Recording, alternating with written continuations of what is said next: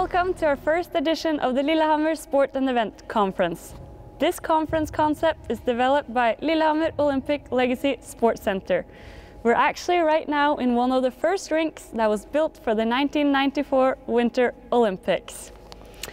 The plan was originally to have this conference physically here in Lillehammer and have a fun day together, but due to the corona situation right now, we're doing it online this year. This year, the conference is organized together with the Legacy Center, the Norwegian Olympic and Paralympic Committee, Lillehammer 2021 World Para Snow Sports Championships, and the Norwegian Olympic Museum.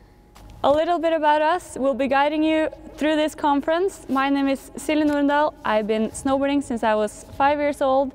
So the last 20+ years I've been traveling the world, competing at big events like the X Games and the Olympics, and just retired from the sport this year. My name is Lena Skrøder. I'm 27 years old and I play para ice hockey for the Norwegian national team. I've participated in 1 Paralympic Games and 1 World Championships, and both tournaments I was the only female player in the tournament. In addition to playing hockey, I also work as a doctor outside of Oslo. We are excited to be hosting this conference, and we have exciting guests with inspiring stories to share with us. I can't wait. Let's get started. Woo!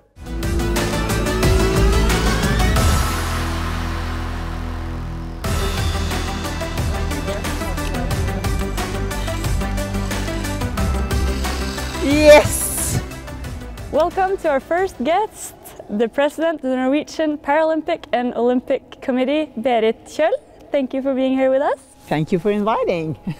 We're going to play some para ice hockey. It's really cool that you're coming here to play with us. Thank you. I'm looking so much forward to this. This is really fun. I didn't think it was this hard to actually... Oh! Oi, oi, oi, oi. Oh. That's good. It's easier for you to turn than it's for me. Oh my God. I do this one. That's good. Yeah.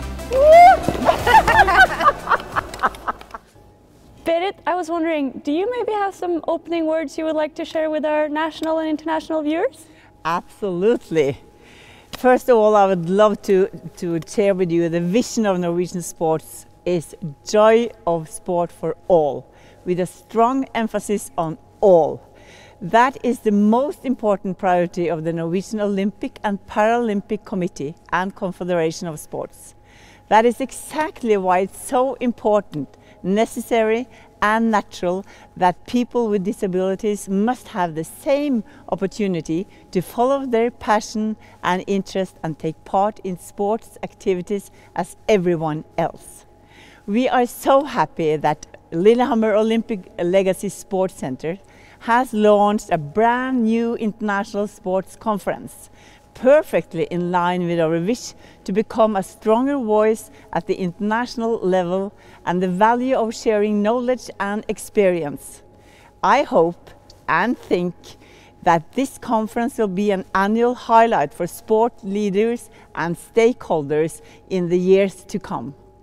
We are happy to see that there are participants from so many different countries attending today. I look forward to an interesting conference and to a wonderful World Para Snow Sports Championships here in Lillehammer in 2022. And now, dear friends, now it's a great pleasure to give the floor to our sport-loving Minister of Culture, Mr. Abid.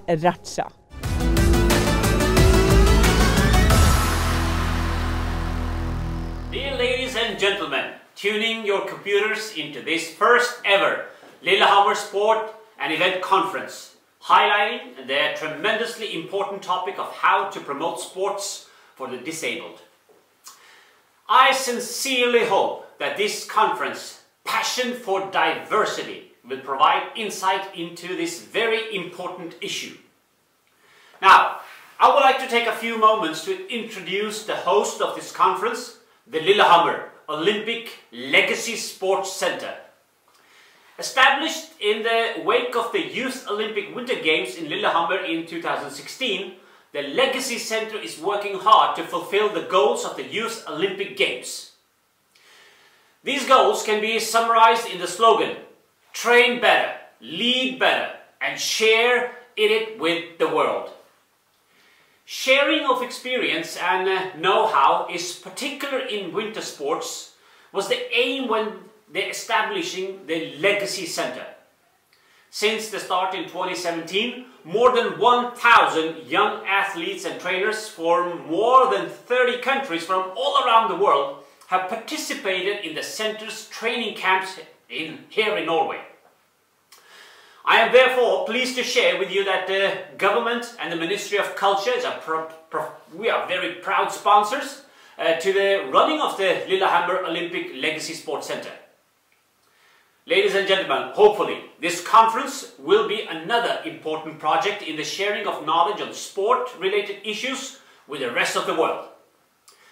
I find this year's topic, Paralympic sport, a particularly interesting one. Equal opportunities is a principle we value highly here in Norway. One aspect of this is that sport of disabled and sport for able-bodied persons are integrated into the same sports governing organizations. I am sure you will learn much more about that today. So, ladies and gentlemen, I wish you best of luck in this conference, and I hope to see you in the future in Lillehammer and where we can go cross-country skiing together.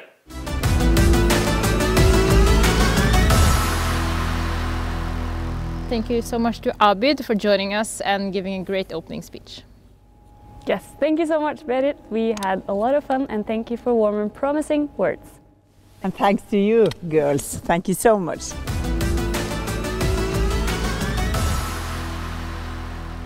Our next guest is a hardworking athlete that through his career has chosen to see the positive and opportunities instead of all the challenges he has in front of him.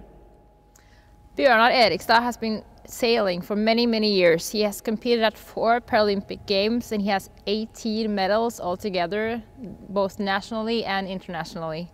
He is now training hard to prepare for a World Championships at home ground in Tønsberg this summer. I'm really excited about this one because I know it's going to be an inspiring story, and I think we can all learn a lot from Bjørnar. Hi, my name is Bjørnar and I'm a Paralympian sailor. I think a few of you, and maybe my family and friends, never thought that a guy with short arms could be able to sail. But for a Paralympian or a disabled person, everything is possible if you really rise to the challenge and find what yourself are good at. For me, my life started, as you see, with short arms and also with my legs severe disabled, so I had to do a lot of operation. I had to do 25 operations before I was 12 years to be able to walk. And as you can see on the picture, that was my last operation where my left leg got length by 11 centimeters. Not very good experience, but that experience gave me the thought that I can do anything. When I was 12 years of age and managed to do that kind of thing and lengthen my leg with 11 centimeters, I thought that I could sail. Everything is possible if you really think what you're able to do. This is a picture of my boat. I sail at 2.4. A 2.4 is a boat where disabled and able-bodied sailor can sail on equal terms. We can do almost exactly the same thing.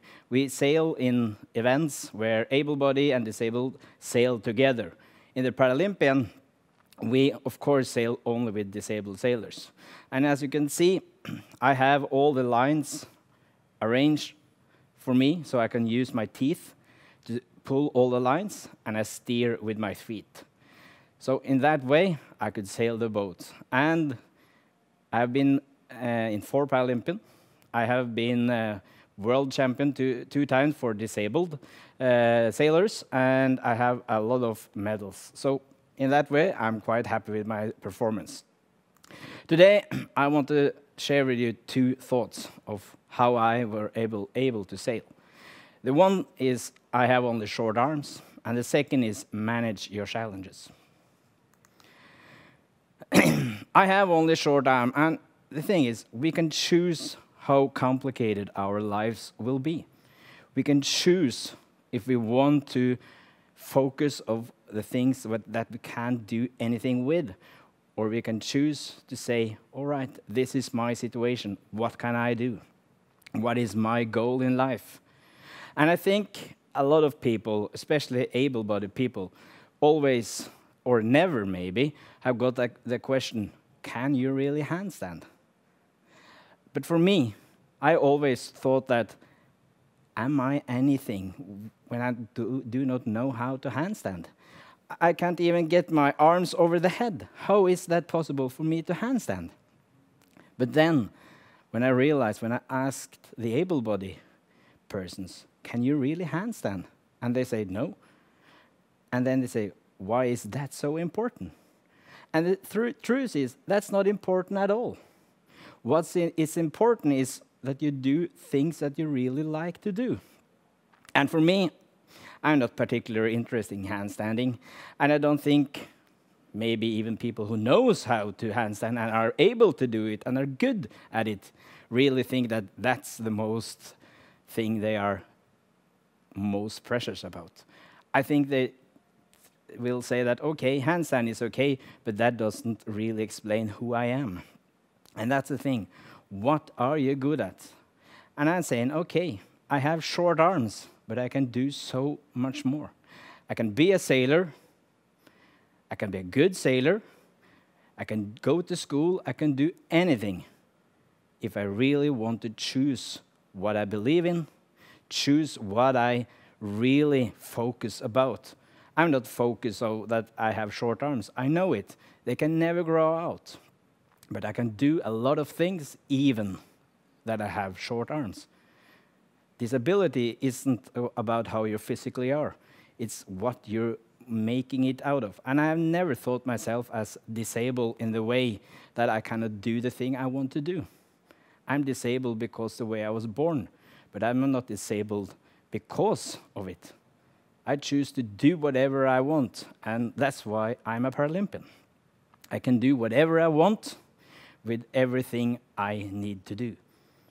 And for many of you, you can see this picture that I have a bicycle. And for me, it's very easy to use my bicycle, and that was a tool to get around in the daily life. My hands are here, and that's why steering wheel is also here. So I can steer with the bicycle, and I can go around wherever I want. And when I was going to school, I biked every day to and from school. And that was easy for me. The only challenge for me is to have a rucksack. Because when you have this rucksack, my arms is somewhat like this. They're standing out. So I asked my school, is it possible that I can have 2 sets of books? One at home and one at school. And the only thing I carried back and forth was my little computer. That was easy to do for me. And in the graduate school, they said, yes, of course. But when I started at high school, they said, no, that's not possible for you. We cannot buy you 1 set of books. And then I asked them, why? They didn't have any good question about or answer for it. So I started to question more. And then I asked them, is it possible for me to get a taxi? And they say, yes, of course it is. Why don't you think that's possible? You're disabled. And I think, good, then I want taxi tomorrow. So I called the taxi company, and they know, yes, we know you are allowed to get a taxi. And the taxi came home. I went out with all my books in my rucksack, opened the door, and said to the taxi driver, can you please drive this to the school? And I took my bike and biked to school. And that's the only thing. You have to serve your apprenticeship. You have to find your own solutions. You always have to find the right answers. Sometimes the people around you doesn't have it, and you have to find it in yourself. But when you realize that you have a lot of possibilities if you just challenge the society, if you challenge your sports, if you challenge everything, you will always find your own solutions. And I learned that very early. I grew up on a farm, and my parents said to me and to my friends, and of course my siblings, that if you want to do anything or earn money, you have to work at the farm. So I started early working at the farm, and I can tell you that I used much more longer than any of my friends or siblings or everyone else on the farms. But at the end of the year, we were going to sell all these vegetables on the market. Do you know who got the most money? That was me. And I learned a big lesson from my parents. If you really want to do things, don't take time in consideration. Sometimes you're good at it, sometimes you need more time at it, but you will always make it to the end if you never give up. And that was my biggest learning point. And then you have to manage your challenges. I think maybe already I've told about it, but also you have to be creative. You have to find a solution to bring the taxi and give them the real answer. How can I do it? And you always have to go around and say, is this the correct thing? Can we do it the other way? Maybe the answer are laying in the other way of thinking. And that is the most important thing. And I want to show you how you can backwards thinking and doing things in a different way. Because when I was little, they always wondering, how can I been able to go up again after I'm falling down? I can't use my hand, so how can I do it? And the answer was pretty simple. When I'm sitting down, I use my bones for a pendle to going up, going down like this. So sitting down, my legs went up. And then we thought, what if we do it the other way around? I use my legs as a pendle, going up, and that's how I can do it. And that's how you do it. That's how you manage your challenges. And my final point of this presentation is that I will beat you all. When I started to sail, a lot of sailors thought that I couldn't because of my arms. Then I walked out of the podium and told every sailor that I will beat you all. Not because I think they are poor sailors, but I know inside my mindset. I have seen myself doing it, and that's the most important. If you want to rise the challenge, you have to believe in your challenges. Thank you.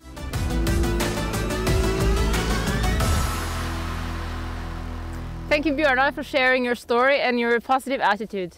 Silja, have you faced any challenges during your long career? I have. Like a lot of other athletes, I've been faced with some big injuries and challenges during my career.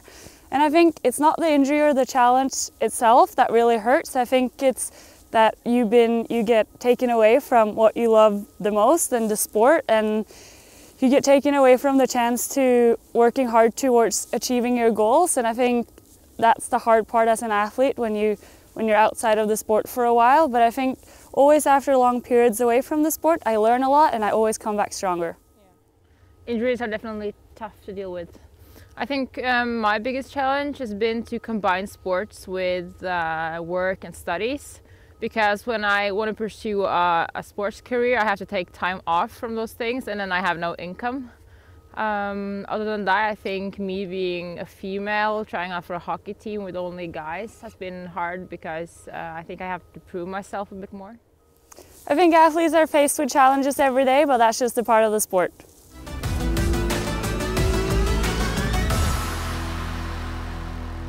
Welcome to the County Mayor, Even Alexander Hagen. Great to be here. Welcome to our outdoor arena in Lysgårdsbakken.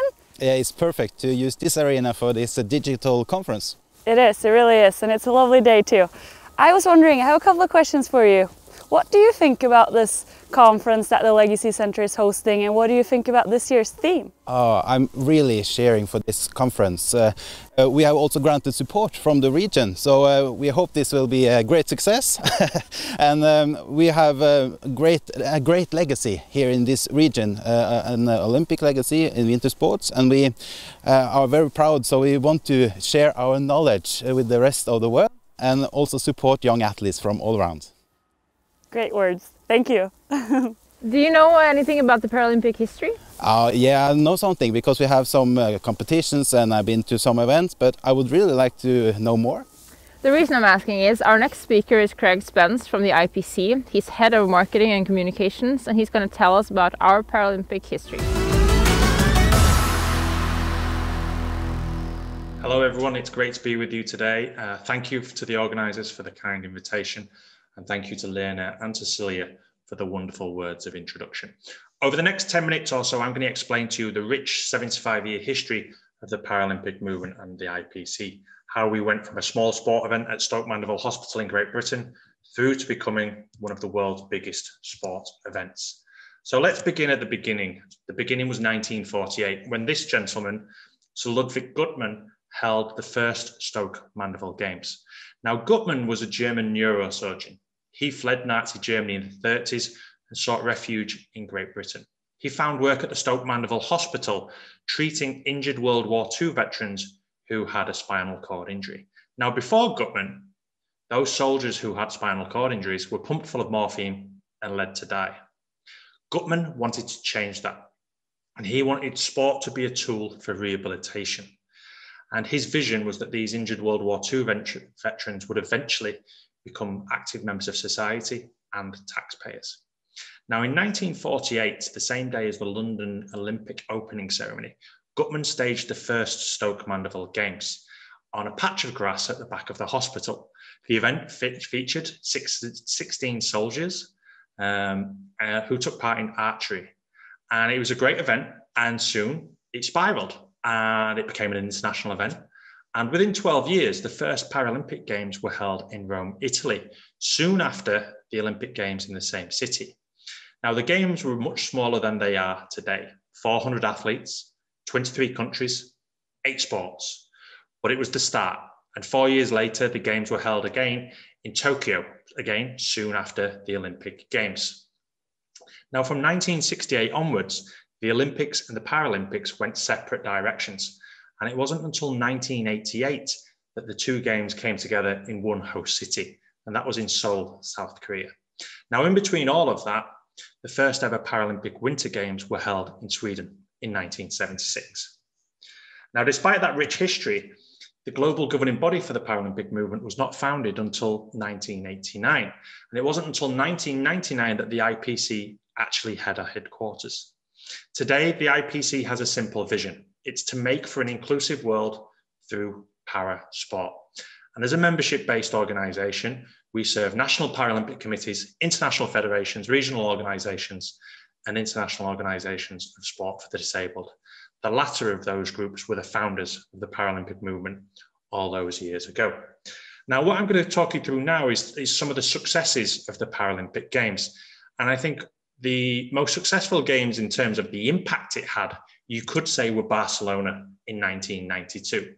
Up until then, the games were not really televised or had much media coverage or had many crowds. Barcelona changed that.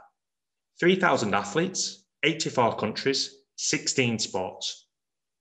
Barcelona was the first games to benefit from live TV coverage. Tickets to the sport were free. And therefore, as you can see from the picture, we had extremely great crowds. Importantly, Barcelona used the games as an opportunity to make its city much more accessible than it was before. A whole new transport infrastructure was put in place. The Paralympic Village was fully accessible, and lots of measures were taken ahead of the games, which importantly continued after the games. And today, Barcelona is one of the most accessible cities in the whole of Europe. Now let's fast forward then to Beijing in 2008. So prior to Beijing staging the games in 2008, the country and China as a whole had a very poor reputation when it came to persons with disabilities. But the games acted as a catalyst for changing that. Not only did the number of athletes grow significantly to 3,951, but the Chinese government invested a lot of money, 1 billion RMB, equivalent to the last 25 years of investment, making 14,000 facilities accessible ahead of the games, including the Great Wall of China. Now, China also used the games as an opportunity to become one of the first signatories of the Convention of Rights for Persons with Disabilities and change a number of laws within its own country to empower persons with disabilities.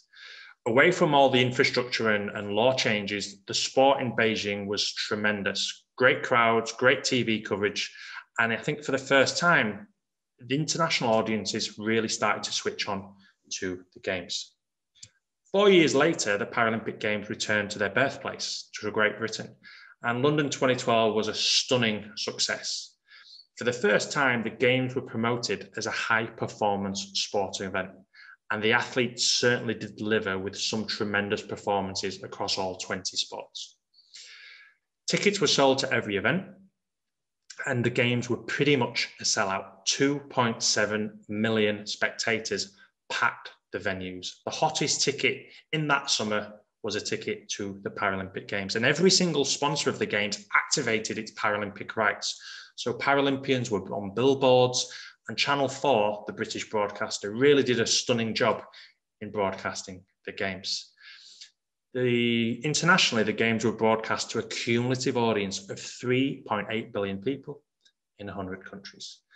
The impact of the sport event, though, went way beyond the field of play. Post-Games research revealed that 1 in 3 people in Great Britain changed their attitudes towards disability as a result of the Games. That is an amazing thing when you think that's equivalent to 20 million people. Now, it's pointless changing attitudes if you don't create opportunities off the back of it. And with London 2012, 6 years later, we found that when we looked at the employment statistics, there were 1 million more persons with disabilities in employment in Great Britain than there were before the Games. We really did inspire a generation and create more opportunities for persons with disabilities in that country.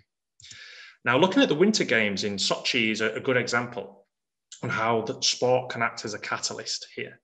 So in 1980, the old Soviet government denied the opportunity to host the 1980 Paralympics because they said there were no persons with disabilities in their country.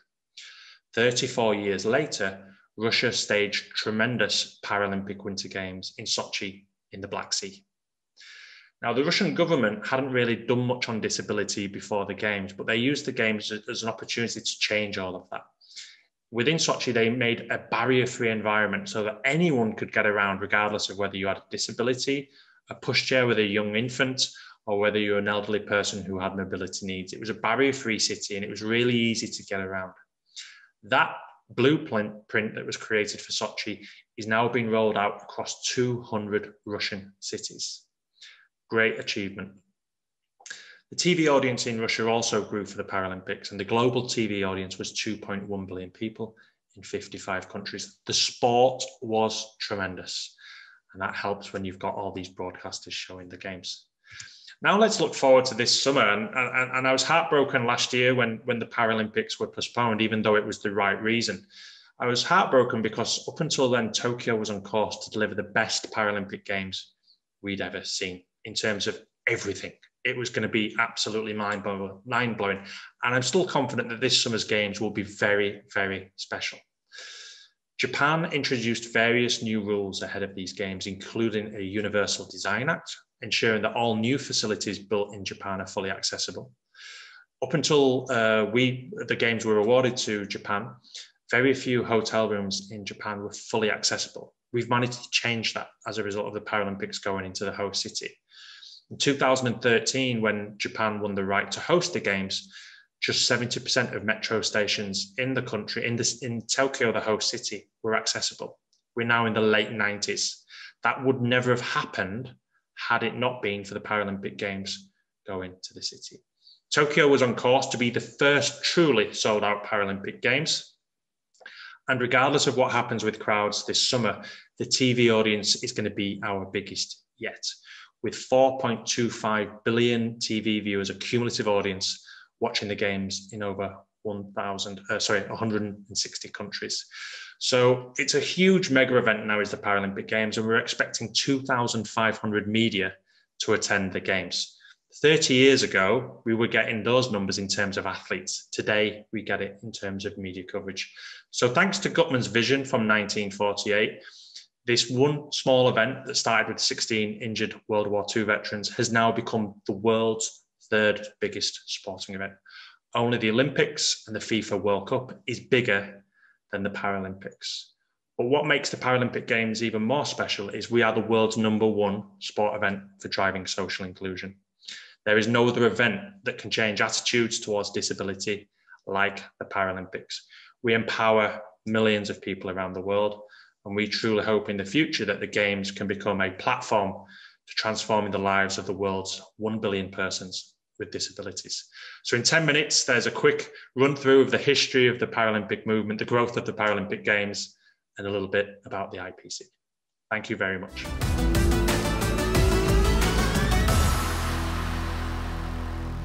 Wow, thank you, Craig. I learned a lot from that little history lesson, so thank you. Our next guest is Gudrun Doll-Tepper. She's a living legend in the field of adaptive physical activity and education.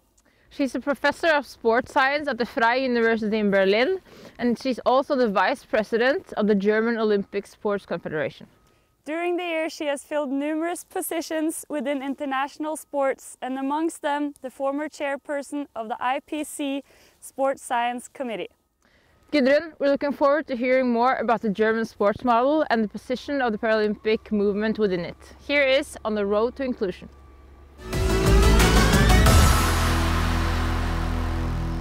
Thank you very much for inviting me to this unique conference, and thank you also for your very kind introduction. I'm very happy to share with you today sport developments, including Parasport in Germany, and I will talk about structures, developments, and perspectives. I've given my presentation the title, On the Road to Inclusion. In 2006, the German Sports Confederation and the National Olympic Committee for Germany merged into the German Olympic Sports Confederation, which is the umbrella sports organization with 100 member organizations in Germany, including the German Disability Sport Organization, which at the same time serves as a National Paralympic Committee, Special Olympics Germany, and the German Deaf Sport Association. There are many forms of cooperation existing between all member organizations. And these developments are supported by a working group entitled Inclusion in and Through Sport. This working group includes representatives of all pillars of the sport system that are the land sports confederations, Olympic and non-Olympic sports organizations, as well as organizations with special tasks. For example, the Physical Education Teachers Association. This working group also includes representatives of the German sports youth and of the 3 already mentioned sport organizations for persons with a disability. They organize regular meetings and conferences, and they publish teaching materials, in particular with a focus on plain language. The school and the sport systems are also cooperating in various areas. For example, elite sports schools are open for young persons with and without disabilities. Annual school competitions bring together young people with and without disabilities under the motto, Youth Trains, Jugend trainiert. This school program is open to all young persons aiming at training and competing at high performance levels. Sport for all is a very important area, and we have a very long tradition of having a German sports badge. In fact, it started already in 1913, and still today it is very popular. This German sports badge can be gained by persons of different age, gender, disability, or ability, and it can be given in gold, silver, and bronze. You can also see here a document which is published by the German Olympic Sports Confederation in cooperation with the Paralympic Committee of Germany, and it shows that persons with disabilities and without disabilities can gain such a badge. Concerning high performance sport, Olympic training centers are open for athletes with and without disabilities.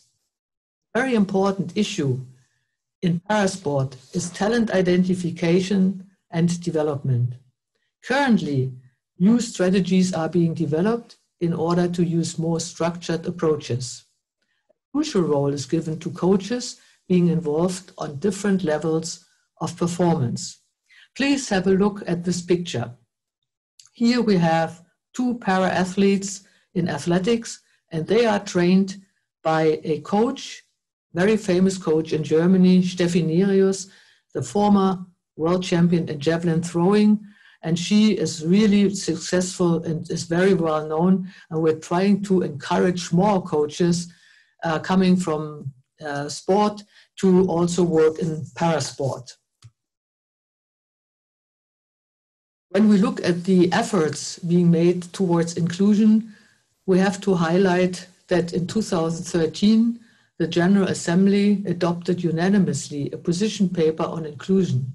And since 2015, a strategic concept is being implemented and is regularly updated, including a biannual evaluation and monitoring.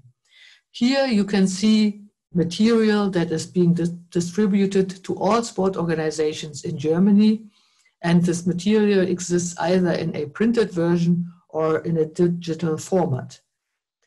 The organizations in sport are encouraged to develop their own activities and initiatives. The title that we have given as an umbrella term is Winning with Inclusion. It is important that we are encouraging and helping people in sport organizations to develop more programs, but we also have to promote inclusion to the general public, in the general public. So we have developed a series of posters where you can see athletes with and without disabilities, and in the way they are working together, they are practicing together as equals, and that is the German term auf Augenhöhe. And we are really very successful in providing this series of posters all around Germany. Let me also focus on cooperation between the sport organizations and the federal ministry. In this case, we're working with the Federal Ministry of Labor and Social Affairs, and we started a project with the title Sport Inclusion Managers. Now, a second project just started on the 1st of January 2021, which is called Sport Event Inclusion Managers. And the plan is that positions can be given to people with disabilities. They are only open for persons with disabilities, and they are employed in sport organizations. The idea behind this new project is that the participants are getting an opportunity to work in upcoming mega sport events in Germany. And I can just give an example, two examples here. One is the European Championships in Munich with 9 different sports in 2022. And currently we are also already preparing for the Special Olympics World Games in Berlin in 2023. We hope that many of these people with their new role in management can have an opportunity to work here for the organization of these upcoming sport events. Now let me say a few personal words at the end. Let me tell you that I have wonderful memories of Lillehammer. I came several times to Lillehammer, but in particular, I have wonderful memories of the 1994 Paralympic Winter Games, and then I came again in 2016 for the Youth Olympic Games. And now, today, we're here together again in Lillehammer for the Sport and Event Conference in 2021. Thank you so much for your attention. If you have any additional information that you would like to get from me, please feel free to contact me. You will find my email address at the bottom here of this last slide. Thank you so much and have a wonderful conference.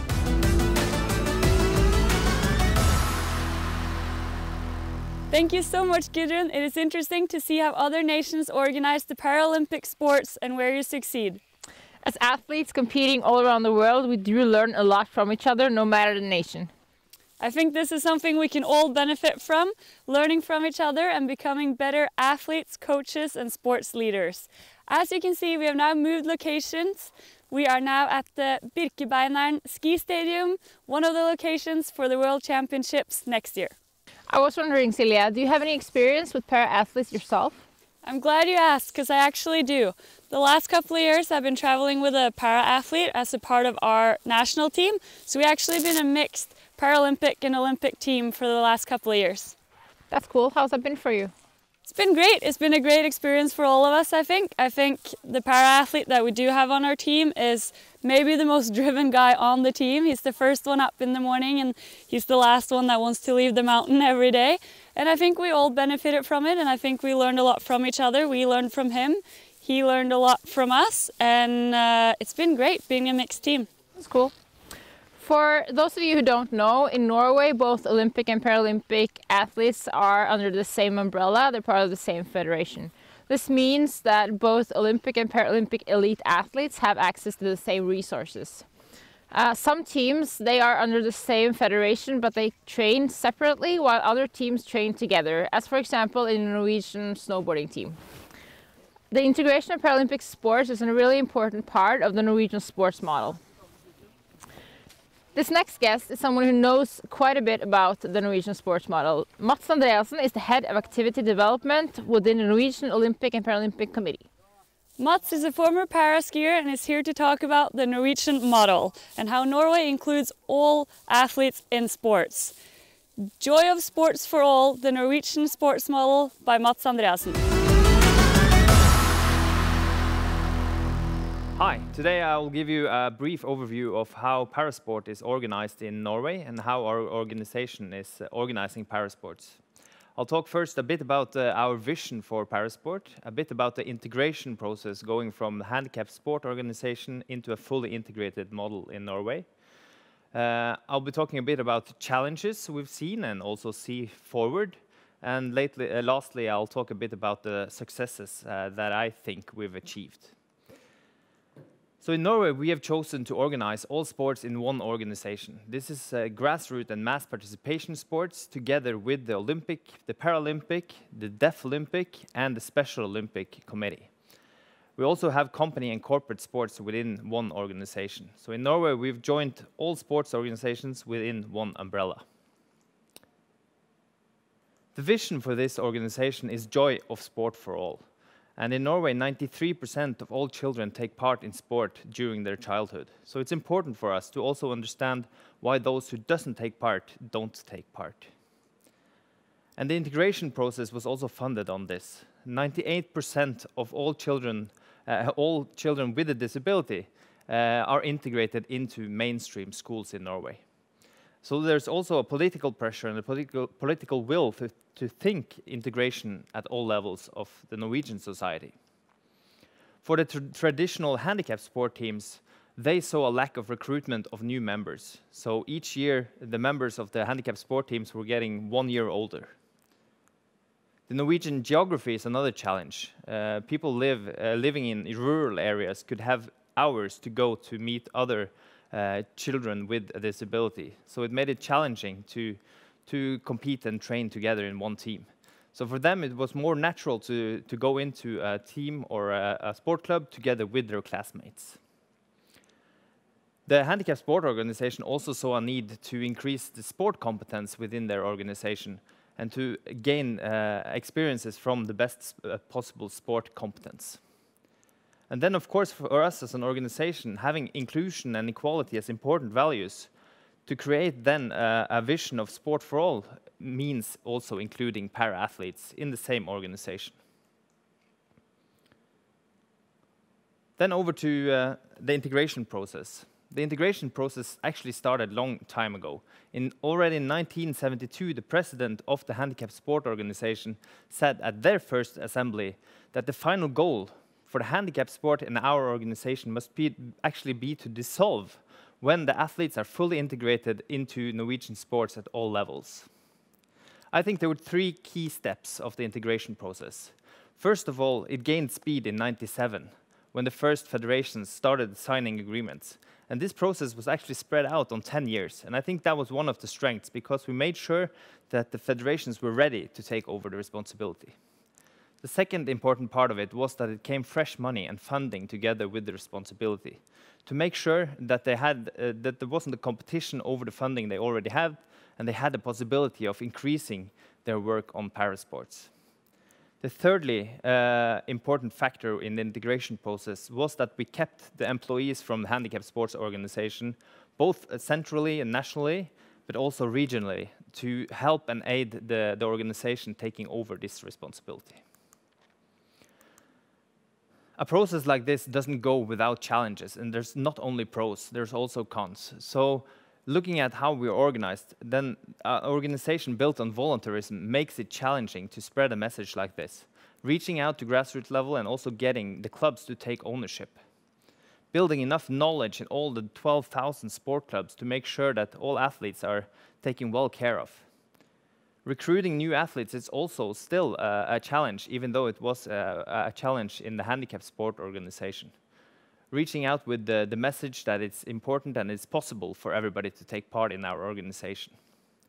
Today, one of our challenges is that we can't identify all the people with a disability in sport organization, because some are so fully integrated that the club doesn't even know they are a part of their sport club. So it's positive in one way because they're fully integrated, but it's also a challenge to looking at and measuring if we're achieving our goals. Lastly, I would say that the group that was most challenging for the sport clubs is including athletes with need of extensive assistance, personal assistance especially, and we need a close cooperation between the sport clubs and the municipality to make sure that this group is fully integrated into sport.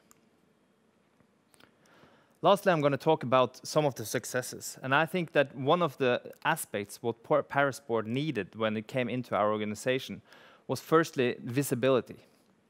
It couldn't be hidden away in one federations at the far out of the organization, but it needed to be included in the mainstream. Knowledge, increasing knowledge out in the organization, increasing knowledge among coaches to make sure that they could adapt and receive people with a disability in their sport. Creating in general an inclusive environment, not only important of course for the para-athletes, but for the sport clubs as a whole.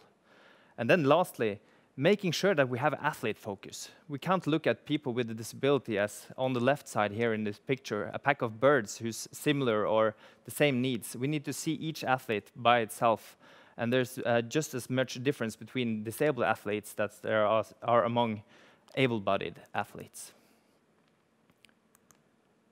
Then people ask us, is it always integration? Is integration always the right way? And I would say yes and no, because there are different ways of doing this. And the most important thing we do is creating a safe and inclusive environment in the sport clubs. Then it can be organized in different ways. It could either be athletes that are fully integrated in the organization or in the club team, just one athlete as me, for example, joining a sport club doing alpine skiing. There could be several athletes in one club where you gather a team or gather a group. Or there could be segregated groups within a sport club, just like we had in the handicapped sport organization. And for example, for athletes with intellectual disability or athletes that need extra security and a safe environment, that's still the right way to organize it, even though it is within a joint organization. The second thing that inspires me, at least, is that going from the old organization into the new one, we see that we have a lot of new sport codes. There's new federations, new sport codes being offered to people with a disability. And as I spoke of earlier, it's important for them and just as different as everybody else. And some might have other interests that the handicapped sport organization could introduce. What I think is most inspiring is that we see every year a consistent increase in the number of sport clubs all over the country having parasport.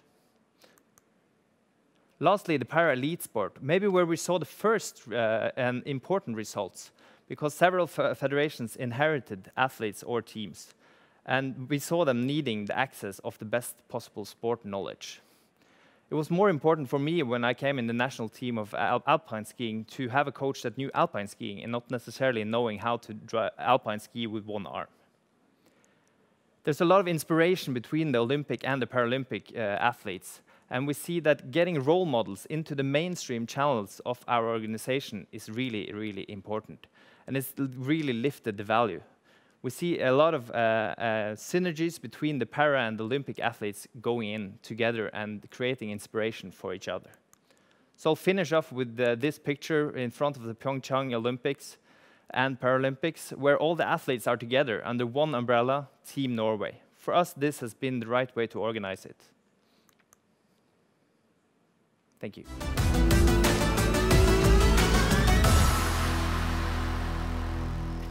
Thank you, Mats. I want to say that we're proud of the Norwegian sports model and how Paralympic and Olympic athletes are working together. We're lucky today to have Vilde Nielsen with us, one of the athletes competing at the World Championship next year. Yes, thank you so much. How are your preparations going? My preparations are going very well. Train a lot this year. With Corona and everything, we have a lot more time to train and not so much traveling. So yeah, we have a lot of time to train here at Lillehammer in the tracks and have training camps here, so it's great. Yeah. So how excited are you to have this on your home court? I'm very excited. It is beautiful landscape here at Lillehammer and nature, and the tracks are absolutely amazing. And I think it will be a great World Championship. Yeah, thank you so much and good luck. Thank you. Good luck. I'm excited about this next part, Lena. We're going to hear about successes and challenges in Parasports. 3 different stories presented by Ingvild Berg from the Norwegian Ski Federation, Marianne Fredbo from the Norwegian Swimming Federation, and Anne Farseth from the Norwegian Athletics Association. Thank you for the invitation to this digital conference on Parasports. My name is Ingvild Berg. I am the Secretary General of the Norwegian Ski Federation, and I will now share some knowledge to you about how the Norwegian Ski Federation is working on Parasports topics. To speak a bit about the successes and challenges in Parasports starts by telling a little bit about how we are organized. We are under one umbrella organization for all sports in Norway, both for the able and the disabled, the Norwegian Olympic Committee and Paralympic Committee and Confederation of Sports. For the Norwegian Ski Federation, skiing for disabled and able are, of course, equally important. Our mission statement is, everyone shall have the opportunity to practice sports. We have a vision that is many good and happy skiers. 72 skiing clubs across Norway have para-athletes in their activities. So what do? Well, we work on 3 levels. We work with competence, recruitment, and elite sports. Under the competence structure, we have that Parasports is part of the educational program for all coaches on all levels in the Norwegian Ski Association.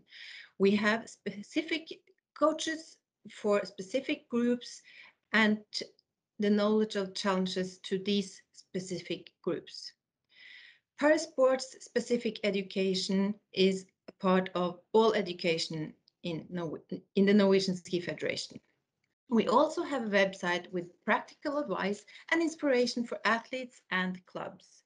For example, there is practical advice on how to include a disabled athlete alongside with the able-bodied athletes. For the recruitment, we are hosting para-activity events for all, organized both by the Federation and the clubs.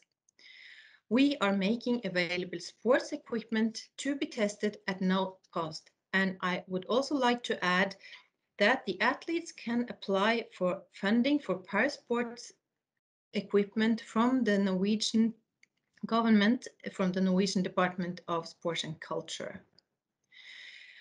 We are on a regular basis following up both individual athletes and clubs.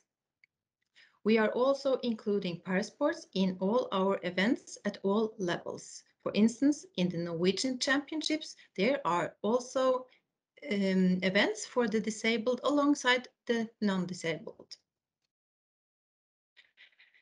For the elite system, we are using talent recruitment teams as a stepping stone to the elite teams. And we are also investing in the national teams.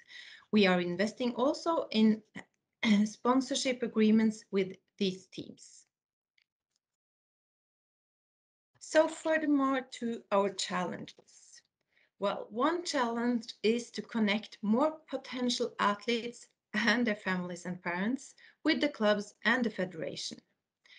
There are many athletes out there that might would have joined our system if they knew more about it.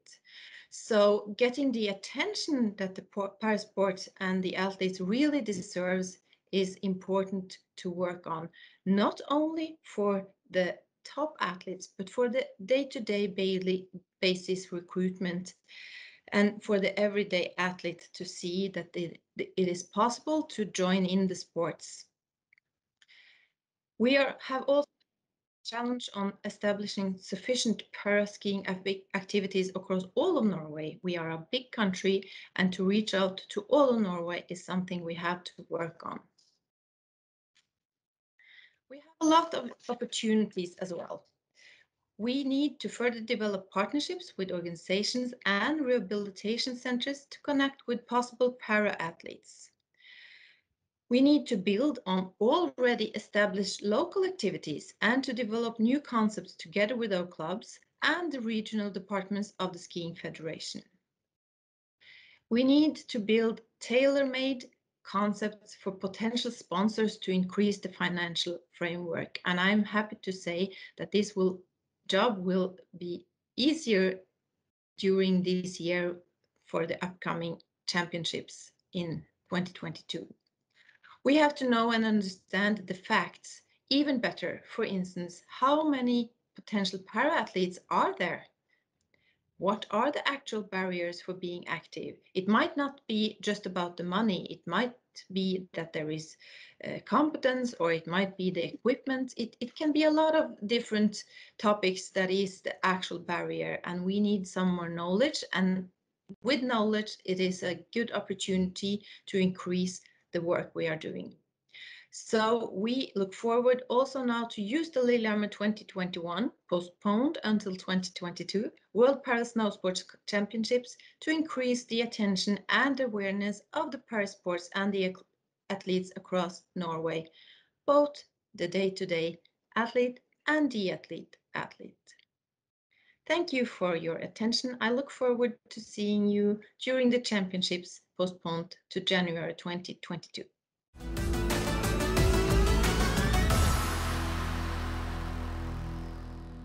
Thanks for having me here today. I represent the Norwegian Swimming Federation and wanted to talk to you about our history and current situation.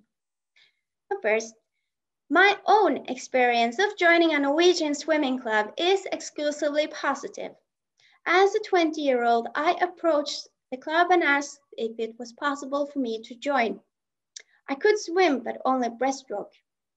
The coach welcomed me, and even though he had no prior experience with either amputees as myself, one arm, one leg, or other disabilities. With help from the Swimming Federation, he taught me backstroke, butterfly, and crawl as well.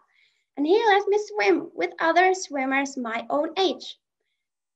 And I would not have joined if it was suggested that I would swim with 7-year-olds, since I was a slow swimmer. In addition, my coach said to me, I know swimming, you know yourself, we need to work together. For me, it resulted in 5 amazing years on the national team. Our one and only swimming national team. So what's the reason for my opportunities in para-swimming in Norway? Well, the Norwegian Swimming Federation started inclusion of para-swimming in the late 90s with national competitions for all.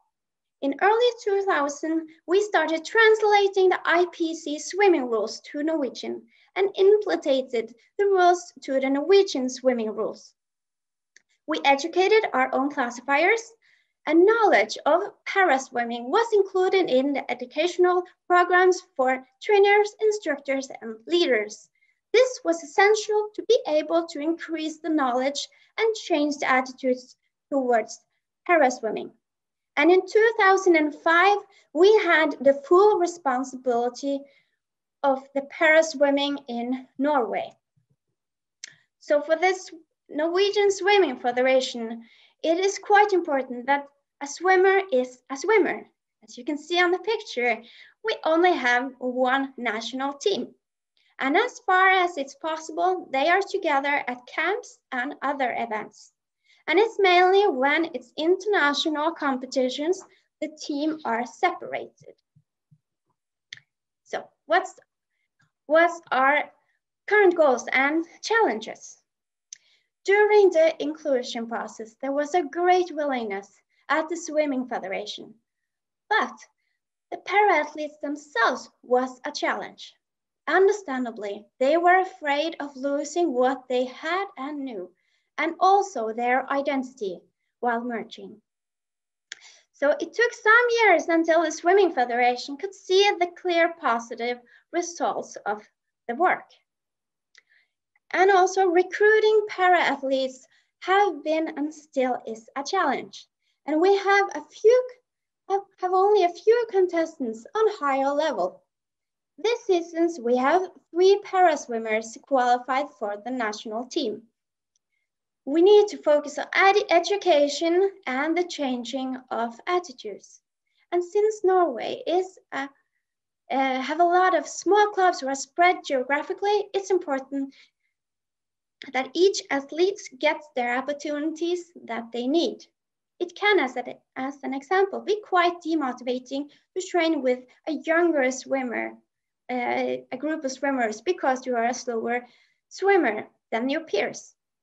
In this case, the swimmer loses the social interaction with his peers. Not all clubs have the economy or is able to find the solution of this challenge, but we try to help. From 2009, we have arranged 46 one-day courses for 605 club trainers regarding para-swimming, and this work must continue. And we want to get as much competence as possible into the new swimming clubs. That's where the activity and athletes are. And we want to achieve this through education and camps and information. And in 2020, we published a new guide for swimming clubs, athletes, parents, and others who is interested in para-swimming. Para-swimming for all, inclusion of people with disability, is it called. So you can find the guide on our website, swimming.no. It's not in English, but feel free to contact us.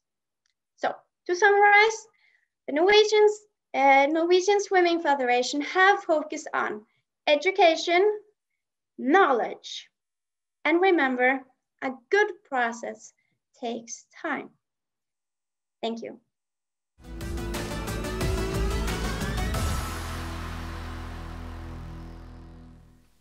Athletics for everyone, all life. This is the vision of the Norwegian Athletics Federation. However, this is not easy to achieve. In our elongated country, some places there is a long distance between the athletic clubs, which can make it difficult to find your club, in particular if you need some special facilitation. In Norway, most of our para-athletes train individually in their local club.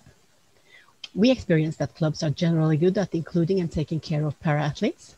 The training is important. However, in our experience, a good and inclusive club environment is just as important for performance and development. Even in clubs where there are several para-athletes, they necessarily do not have the same disability, or they will not compete in the same event. Many of our clubs are small and are often run by parents. Furthermore, many clubs only participate in some events. A local club can be a running club without competence in throwing. In general, many clubs have little or no experience with para-athletes. It's crucial that expectations are clarified before para-athletes begin with organized training.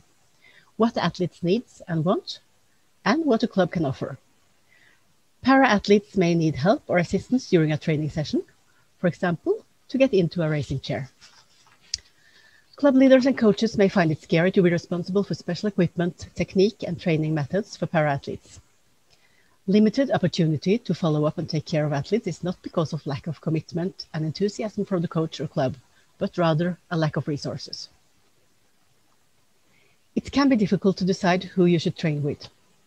Should a new 18-year-old para-athlete train with 18-year-olds, or rather train with younger people who are on a more comparable level? We have good examples of para-athletes flourishing, even though the club coach has minimal knowledge about the event itself. In Moelven Sports Club, for example, coach Dag Kåshagen has included Anisa in wheelchair and Skjalg, who runs with CP. Coach Dag, a sprint trainer, knows close to nothing about wheelchair racing, nor is he a specialist in middle distance training. Nevertheless, our para-athletes in Moelven are included and adapted to the best of their ability. Skjalg has developed a lot and is now qualified for the European Championship. We use both active and passive recruitment to find our athletes. By active recruitment, we arrange trials, for example, a trial day at the stadium or in a hall, or bring equipment and visit practitioners at home, at a rehab center, or elsewhere. Passive recruitment is being visible so that people who want to try or know more about our sport can get in touch with the federation or a local club. To be visible, we use social media, contact with interest organizations, orthopedic workshop, etc. Unfortunately, we often experience reduced interest from such organizations. It is difficult to reach out to potential athletes when member organizations don't always see the value of their members getting involved in organized sports. Another barrier for joining sport is lack of time or resources for relatives. It may also be challenging to make the first contact with a sports club. However, the potential is significant. There are several organizations for disabled in Norway, and a lot of the members are in our target group, the age from 14 to 35. We only need to reach out to them and show them that everybody can do sports, disabled or not. We have a great relationship with the CP Association in Norway, which gives us many opportunities to spread information and arrange activity and athletic days in connection with their other events. Since the introduction of international license in 2010, we have had a total of 29 para-athletes with a license. To date, 91 athletes are internationally registered, and this year 18 of them have active international licenses. We also have had athletes participating as early as in 1976 in the Paralympics in Toronto. Of course, many more have tried athletics on their own, for example, by attending Norwegian competition in age-specific classes without any form of registration. One of our biggest success is Salum Kashfali. Salum was in the lead nationally as functionally healthy, but as his eyesight was getting worse, it became demanding. It was not easy for Salum to define himself as a para-athlete, but when the choice was made and the training and follow-up worked very well, he became a world champion in the 100 meters in the Para World Championships in 2019. This was a great victory for Salum and also for Norwegian sports, showing the world that one can reach the top even when there are limitations and obstacles. Athletics for everyone. Finally, it's very satisfying to see how well we succeed when we succeed. One success factor is being close to our athletes, not unlike in ordinary sports. It's extremely important to be seen regardless of age and level. All our best and second bests are in environments where they are closely followed up by coaches or are well included in a training group where everyone in the group is followed up equally. In this way, we work continuously to live up to our vision, athletics for everyone.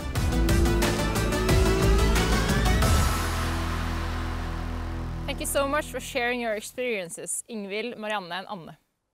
Now we're outside of Håkonshall. Håkonshall is actually Norway's biggest indoor sports arena and was built for the 1994 Winter Olympics. And with us here we have the mayor of Lillehammer, Ingunn Trosholmen. Thank you for being here with us. Thank you for having me. Next year Lillehammer is hosting the World Championship here. What do you think about this new conference and the World Championship being hosted here next year? It's about time that we have a big conference here in this Olympic city, and I'm very, very glad that we are hosting the championships next year. That's really, really an honor to gather so many athletes and make new role models and heroes for the future. It's probably going to be a great event. Thank you so much for joining us and being here with us, Ingunn Trosholmen, Mayor of Lillehammer. Thank you. Our next guest is Knut Nystad from the We Foundation. The We Foundation is a really important partner for both Parasports in Norway and for the World Championships here in Lillehammer next year. But who are they really, and why do they engage in Parasports? Hi there, my name is Knut Nystad. Thank you so much for giving me the opportunity to present the We Foundation. Our main goal, our main objective is to create equal opportunities to achieve. And what does that mean? Well, quite simply, we can put it in one sentence, and that is to give all disabled a better quality of life. And you might ask, is that important? Do we have a need for it? Well, if you look at the statistics here in Norway, we have looked at specifically our group, and we can see clearly that all the data points to that this group has worse living conditions than the rest of the population. And clearly some of these are symptoms and some are underlying problems, and we want to address the underlying problems. When we look at the main issues in the society today is the lack of participation. It doesn't matter whatever we look at, the participation from the group of disabled is far lower than from any other group in the society. We have four main objectives, namely to promote elite and grassroots level sports. We want to secure and improve sustainable funding, to unite sports activities and participants, and to give the same respect and recognition as able-bodied athletes. First, it's very important to understand the difference between the words that we use in the society today. We believe that words play a major role in how we treat a group of people. So let's look at the difference between disability and handicap. A disability is something that you have because you have either a deficiency that you're born with or that you get later in life due to illness or injury. Handicap is something that you become when you meet a situation in the society that is not adjusted to your unique needs.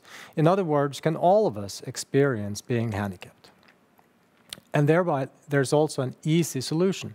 And the easy solution is to adjust all situations in society so that everyone can participate. We have 5 main categories of disability. Vision and physical impairments, that's at the Paralympic level. And if you look at the grassroots levels, they are represented by the hearing impaired and the intellectual disabilities. And finally, we have probably the largest group, which is the psychological disabilities, but they don't have their own classification. When we're looking at why is it important to get engaged in our work, we have looked at quality of life and self-esteem. And sports play a major role in ensuring a good quality of life. We believe that if you participate in sports, it is a prerequisite with physical and mental health to participate in all aspects of life. We believe that all large organizations should be a mirror image of the society that we live in or the society that we want to live in.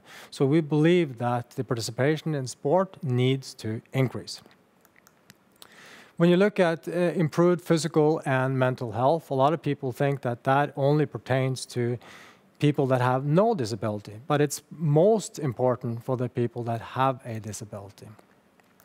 When you look at the increased employment, education, and social participation, you look at the socioeconomic consequences, clearly, if you can participate in work life, you are also able to create value. A lot of politicians say that in Norway, they say that women's participation in the workforce has been far more important to creating value than the oil. We wonder how come that argument is not valid for people with disability. We believe that sport can be a major, important vehicle to bring about change. We have looked at all the data in society, and we believe that we need to do something differently in order to bring about change. So we start with the elite level sports to create role models and heroes, people that everyone in the society can aspire and dream to increase their self-awareness and also to improve results through sports.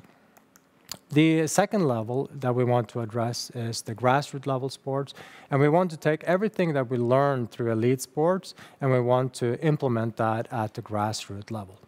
And finally, we want to address the society as a whole. In Norway alone, you have between the age of 15 and the age of 66, we have 627,000 people with disability. If you look at the entire population, it's about between 15 and 20% of the population. Clearly, if we can manage to get more people to participate in all aspects of life, then we have succeeded. We have a very strong board of directors and probably a very large board of directors, but we want to get change through the world of sports. We want the world of sports to take a leading role to bring about change. Therefore, we also need to have a great representation of athletes and people in leading positions within the sports authorities. When you look at our ambassadors, we try to have a balance between men and women and between Paralympians and Olympic athletes. We are also very fortunate that we received a lot of financial support, primarily from Aker corporations, but also from some other major players in Norway. If we are going to succeed with our second phase, which is grassroots levels, and the next phase, which would be to address all people in the society with a disability, we need more help. So this is a great opportunity to join our movement, and hopefully we can get more people to participate. We believe that we have to communicate a strong message out there. And thanks to Clear Channel, we have had lots of campaigns trying to address current issues pertaining to our group, and that is disabled. We have also had the pleasure of supporting the World Championships up here in Lillehammer, and we have used graphical elements from what creates tracks in the skiing world, the grooming machine, and come up with a graphical element that proudly represents all the athletes and all the sports that will be part of this World Championships.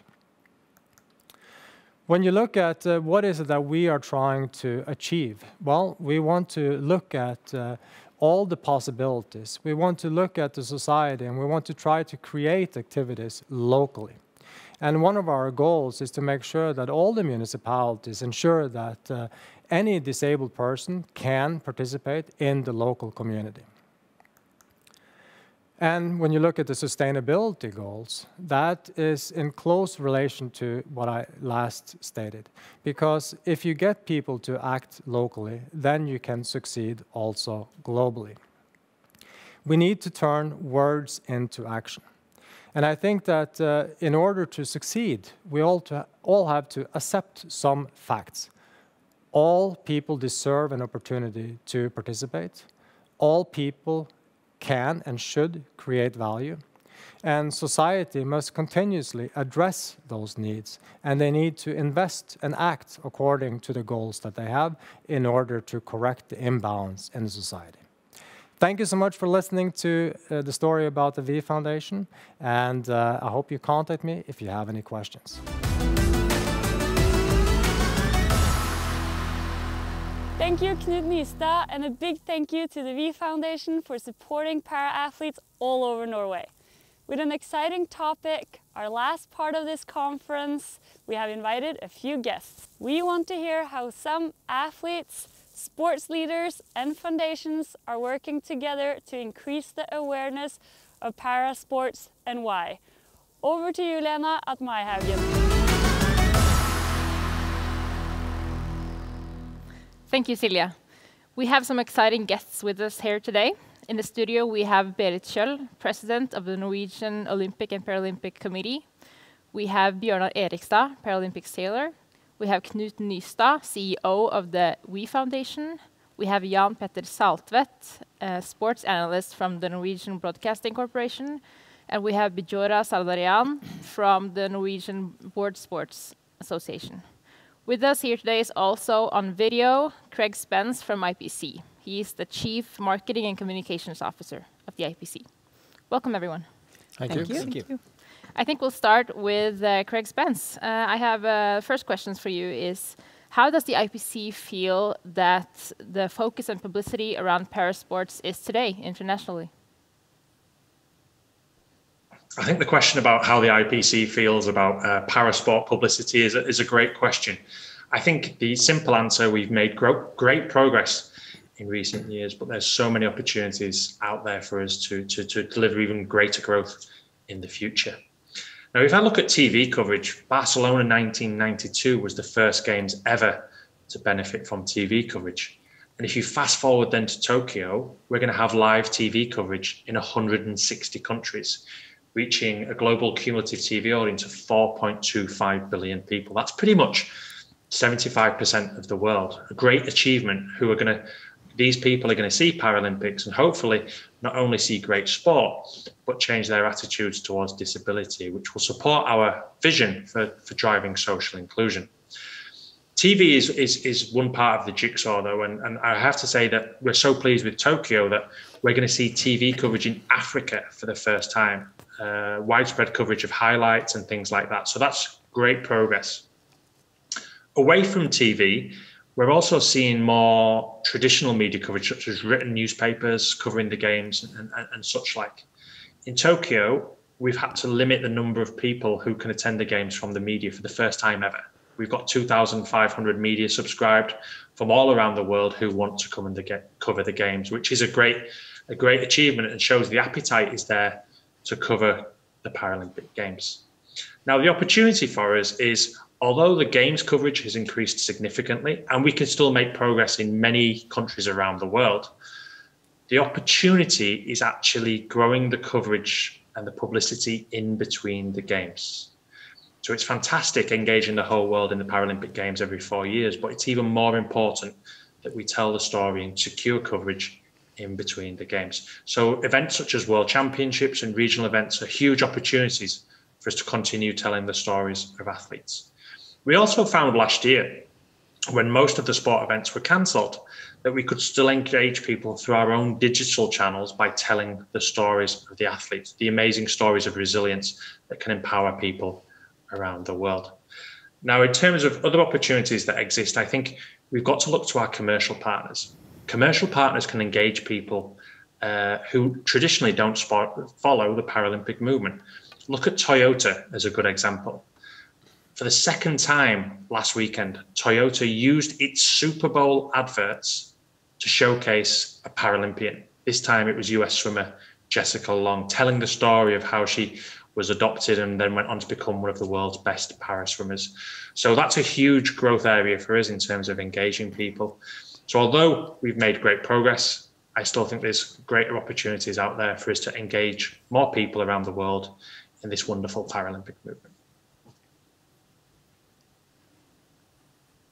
Thank you, Craig. Knut Nystad from the We Foundation.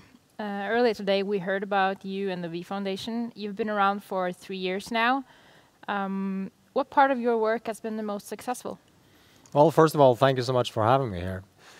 What we have succeeded with is it's difficult to answer. I think what we are most content with is the fact that we have managed to raise important questions in the society. How do we want Norway to be? And we've also managed to challenge the sport authorities to take a leading role in driving about change. For us, sports is a tool to create change. And we're hoping that the World Championships here in Lillehammer will be the beginning. Thank you. Berit Kjøll, President of the Norwegian Olympic and Paralympic Committee. Earlier today, we also heard about the Norwegian and German sports model and how parasports are organized in these countries. What do you think is the biggest advantage of having Olympic and Paralympic sports so intertwined when it comes to publicity for parasports? And are there any disadvantages? Thank you for asking, and thank you for inviting me here today. In Norway, we have had this integrated model for para and Olympics since 2017. And we have been a pioneer, sort of saying, in this, practicing in this model. So we have both some pros and cons I would like to share with you. And from the pros side, I have 4 different topics I would like to raise. And one of them is it contributes to an increased diversity of sports for para-athletes in Norway. This is important for the equality in sports where para-athletes participate with equal starting points as able-bodied within local sport clubs. It creates more visibility for parasports when all activity is under the same umbrella. Number 2, everyone gets equal opportunities based on their circumstances, regardless of where they live. Para-athletes can participate in sport activities within their local community, where their friends and schoolmates are doing their activity.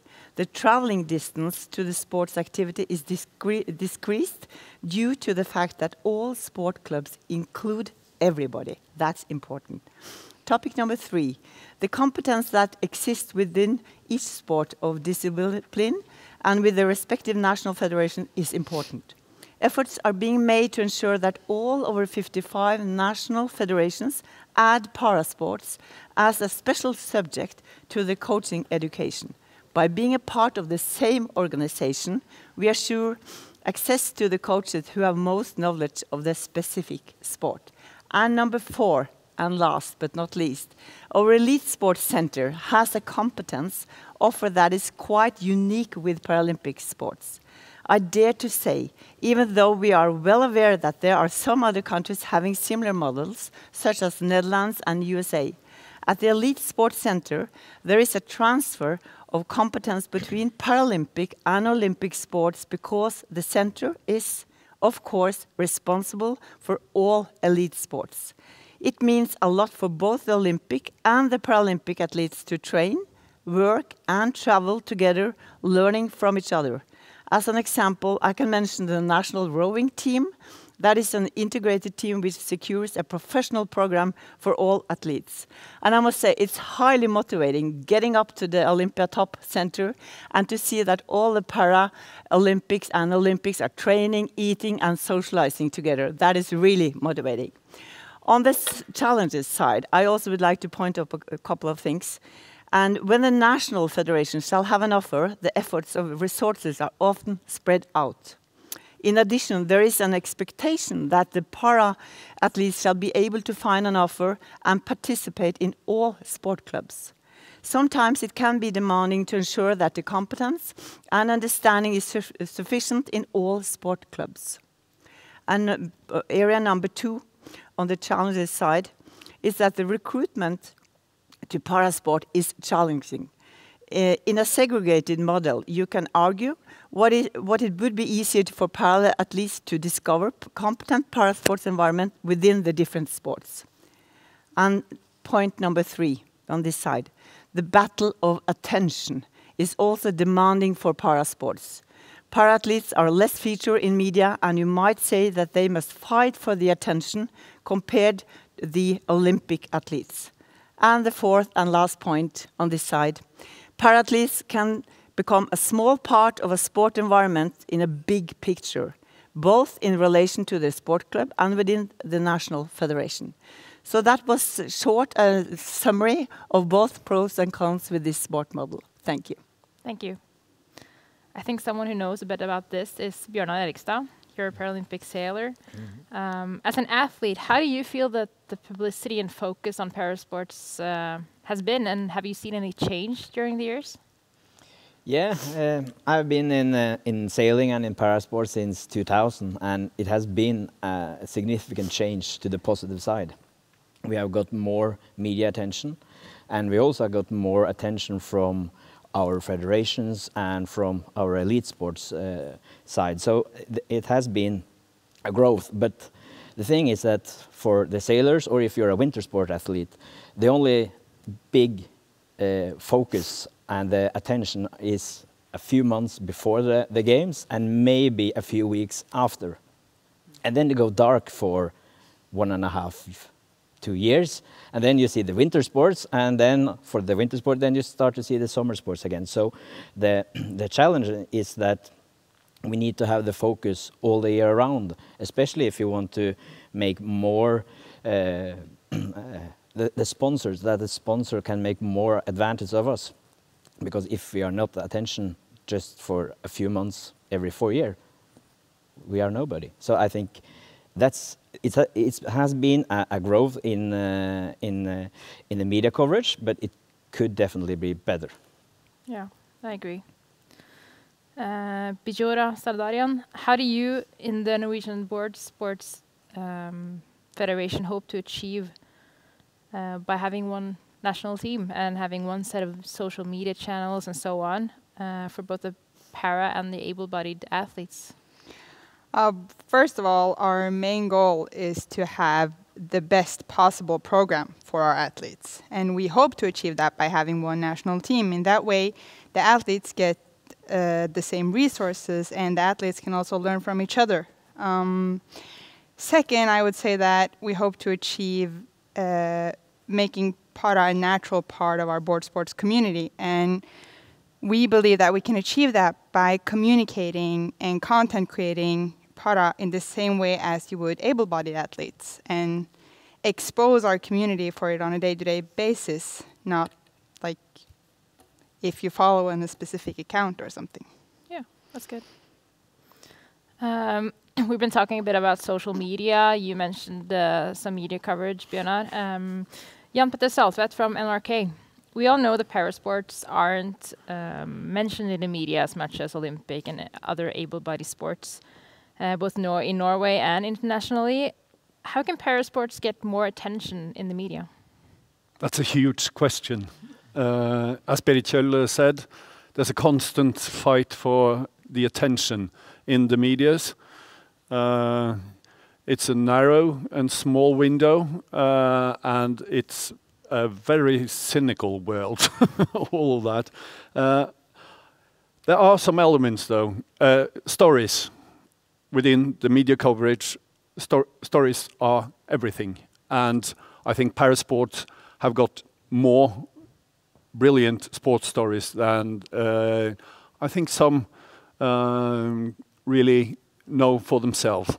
We are trying to have a cooperation that brings us the stories, and we are working on that part. And I mean, as Craig Spence said, the resilience, the personalities, and that part can never be underestimated. We have made documentaries on para-athletes, too few, as Bjørnar mentioned, but that part of the coverage, I think, is the part where para has come the furthest and can still work on. As goes for the news, I mean, the daily news coverage, I think the para-athletes should try to raise their voices within the debates that are constantly going, even more as times are during the pandemic. A lot of the athletes have voices, have opinions that aren't always heard. And we must try to work on that. The athletes and the organizations must work harder to, I mean, raise the awareness on what kind of personalities we have in parasports. And there's one more thing, and that's sometimes a huge problem regarding the parasports, and that's the amount of resources put into production of the live sports, which has been a problem, partly in the Paralympic, during the Paralympics as well. There was a huge shift after London 2012, which was brilliant. And that raised the whole awareness of what Parasports can be when the quality of the production is as good as it's supposed to be. And for the companies broadcasting the Parasports, they should send a signal to their viewers and users through having their greatest TV personalities working on the Paralympics in the same way as they do on the Olympics. And last, for the IPC, don't sell the rights to agent companies that want to take part of the funds that could go to the sports when selling the Paralympics. Sell them to us. Thank you. Back to you, Knut Nystad. One of the main goals of the V Foundation is to give athletes with impairments the same attention and acknowledge as able-bodied athletes get. How will you get closer to achieving this goal? Very good question, and I think also it's a very big question that deserves probably more than one debate. And one of our goals is to use, as I said earlier, sports to drive about change and to create a discussion in the society. Because we as a society need to discuss how do we want to have it in Norway. How can we get more people to participate? How can we give everyone an equal right to achieve? And I think that all large social structures should be a mirror image of the society that we live in and that we want to live in. So how can we think globally but act locally? How can we think international rights but at the same time make sure that we do the right things nationally? And I think that only by turning words into action nationally can we take it one step further. And I think that, which was evident with the World Championships that got postponed in 2021, the lack of interest from local and national sponsors, it tells us that we have a very long way to go before we have a sport that is free of prejudice and free of discrimination.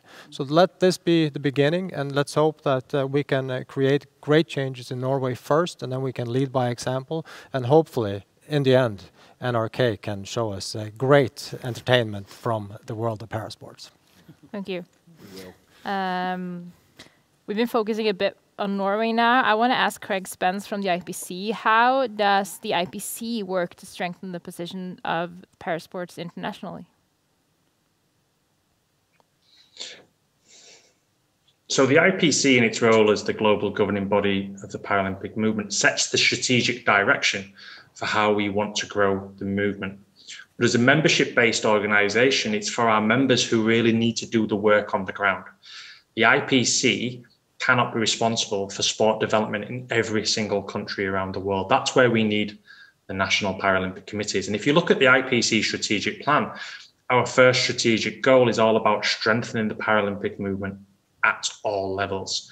So we try to give our members, whether it's international federations, national Paralympic committees, IOSDs or regional organisations, we try to give them the tools and the know-how and the knowledge on how they can grow in their respective country or area of work. One good example is the work of the membership programmes team at the IPC, which was previously known as the Agitos Foundation. They have done so much work in recent years, helping and supporting smaller national Paralympic committees in Latin America, Africa and Southeast Asia. They've helped not just in sport development and bringing people together to maybe try sport for the first time. They've also helped with coaching, classifying, officiating, things that are all needed to grow the Paralympic movement bigger and better. We've also shared knowledge with our members on things such as organisational capacity programme, how we can grow our members and give them the skills and the resources so they can find their own feet in this world.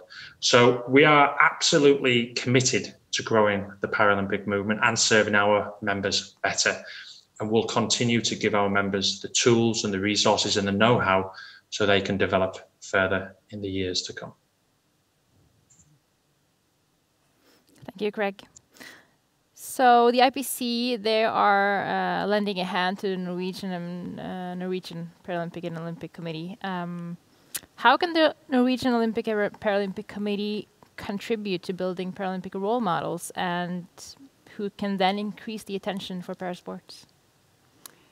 I believe that we as a merged organization, we want to show that we unite and equal para-athletes and Olympic athletes through the everyday work within the organization. And we believe that this creates more awareness in our society towards parasports. And I also believe strongly that this creates the opportunities to have Paralympic role models for Olympic athletes and vice versa. We also have a constant awareness and wish of creating visibility for possible role models, both from elite and grassroots sports, that people with disabilities can relate to. I must also mention that recruitment among para-athletes is extremely important in a grassroots perspective. To be able to recruit the ones that can become the next role models. And recruitment is definitely one of the main priorities in our everyday work. And on top of this, I also would like to mention the importance of and the value of the work that our national broadcaster, NRK, is doing by showing the Paralympic Games in such a professional way. This is very, very important. The TV ratings for Paralympics are really impressive and are very important to create interest and awareness of parasports, which again creates the importance of role models. And I would also like to underline a very important factor here, and that is the financial contribution to the parasports that we get from the V Foundation. That is very, very important here in Norway. The role they play in showing parasports and parasports athletes are incredibly important to raise awareness to the show, to show fantastic new role models. This is so important. So special thanks on this occasion both to the V Foundation and the NRK, our national broadcaster. Thank you so much to both of you. Thank you. Bjørnar, from an athlete's perspective, what are the most needed measures to be done regarding visibility for parasports and their athletes? Yeah, that was a big question. Yeah. And we have just a few minutes. I think like for every athlete, regarding if you're a Paralympian or an Olympian, I think the most important is that you're able to do your sport and that you're able to do what you want in your life, your passion. And then outside of your own passion, then you have your coaches, you have your federation, and you have media, everything around, and they have to, you as an athlete has to learn how to get the best out of them, but also that they have to learn you. And I had a coach, he was an Olympian coach and a Paralympian coach at the same time. So he had two athletes, one Paralympian and one Olympian. And he told me, I don't care if you're a Paralympian, if you don't do the work I require, I'm out. And he'd say the same thing to the Olympian. And I think that's the most important, that what is your limit or what you need to do to get to the most out of yourself. That's the most important, and everybody should achieve that. And if you can get that, I think we are on a big way, and then maybe we get the media attention and the sponsors as well, because they see how good their Paralympian are. And to be frankly, I think we already are at that level, but we need maybe to do it even further. Yeah, thank you. Bjørnar, snowboarding and surfing and skateboarding, these are huge sports with a huge audience around the world, but in the context of Norwegian TV landscape, they are less featured than, for example, alpine skiing and cross-country skiing. How do you work to raise awareness around the athletes and the sport itself? And are there any takeaways from the work you do for the parasport community? Yeah, well, as a federation, I guess we put a lot of effort into creating our own content and building our own channels to be able to reach the broad audience that the sports actually really deserve. And in addition to this, we use a lot of effort in communicating with the media and giving them the stories that they need. And making sure that they have what they need to communicate our sports. And this work is very important. As Knut was saying also, the media and sports and entertainment are very important tools in raising awareness. So yeah, I guess that's a very big takeaway. In addition to this, I would say that the main takeaway is when you raise awareness, you like to reach all of those who like your sport, or the entire community. So by making your own para channels, for example, on Instagram or so on, you won't reach the entire community. So don't put para on the side, put it in what you're already doing. Yeah, it's a great idea. So today's last question is for Jan Petter. What would you as a sports analyst in NRK do to, let's say, have 1 or 2 articles about parasports, let's say next week? I would have one of the para athletes being the first in Norway to raise the question as an athlete whether the Tokyo Games should be postponed. That's the easiest way to media coverage at the moment. I would like to see, as we mentioned here, united events once a year with the World Cups at the same time, same weekend, the para and the regular World Cup in alpine skiing or in sailing or whatever, to raise the common awareness and have the attention and the interest of the sponsors. And apart from that, stories. And one thing that's huge in media at the moment is the science of sports. And that kind of stories also, I also want to see from the para-athletes regarding technical developments, new training methods, or just to hear beautiful stories about ambitions and life. Thank you. Thank you so much, everyone. Thank you for coming, and thank you for all your great answers. That's all we had here at the Maihaugsalen. Back to you, Silje.